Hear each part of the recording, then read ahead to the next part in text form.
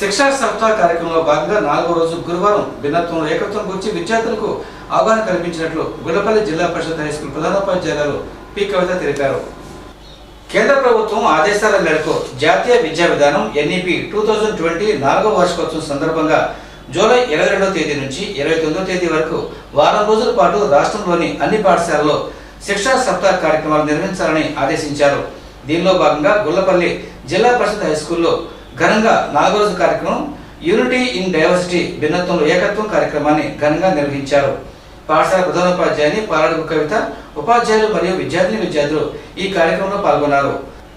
ఈ సందర్భంగా ప్రధానోపాధ్యాయుని కవిత మాట్లాడుతూ 4వ రోజులో భాగంగా భిన్నత్వంలో ఏకత్వం ప్రధాన లక్ష్యంగా కలిగిన మన జాతీయ సంస్కృతిని విద్యతో పాటు కళా విద్యను, సాంస్కృతిక విద్యను అంతర్భాగం చేయాలని, భావి భారత పౌరులుగా విద్యార్థులు అందరూ కూడా భారతదేశాన్ని ఏక్ భారత్ శ్రేష్ఠ భారత్గా గుర్తించగలగాలని సందేశాన్ని ఇచ్చారు. ఈ కార్యక్రమంలో భాగంగా ఆకర్షణీయంగా నిలిచిన నృత్యంలో విద్యార్థులతో పాటు సైన్స్ ఉపాధ్యాయులు రాజ్బాబు కూడా ఉత్సాహంగా పాల్గొన్నారు.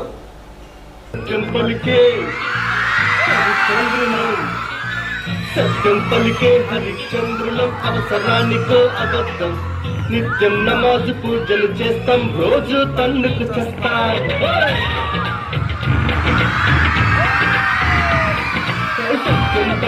హరిశ్చంద్రులం అవసరానికో అబద్ధం. నిత్యం నమాజు పూజలు చేస్తాం, రోజు తన్నుకు చేస్తాం. నమ్మిన ప్రాణాలైనా ఇస్తాం, నమ్మడమే నా కష్టం. పరముక్కు సూటిగా ఉన్నది చెప్తాం, నచ్చకుంటే నీ కర్మ. పర కష్టం వచ్చినా కన్నీళ్ళొచ్చినా జరగని